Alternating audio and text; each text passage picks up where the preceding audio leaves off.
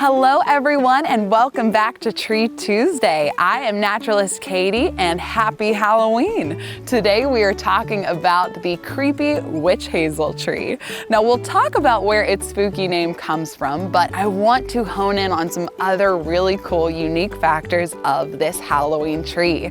So witch hazel's scientific name is Hamamelis virginiana, and one very unique thing about this tree is that it actually flowers in the fall.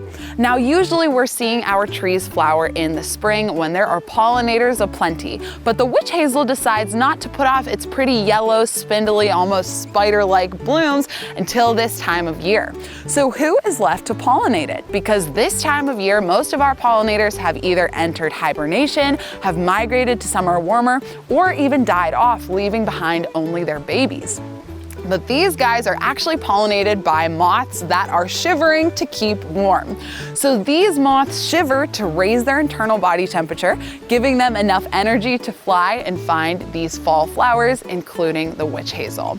And that genus name, Hamamelis, is translated to together with fruit because you can actually find the fruit and the flowers on the tree at the same time of year. Now this is unique because fruit does not form until after pollination. But the reason that you could find them together is because the fruit actually stays on the tree for up to 2 years. And during this time, it is hardening and ripening until one day it cracks open and its seeds literally explode. And that explosion sends those seeds as far as 30 feet from the parent tree. And this is on purpose because it wants those seeds to spread far enough away from the parent to avoid competition with that mama tree. So that is another really cool and unique factor about our witch hazel.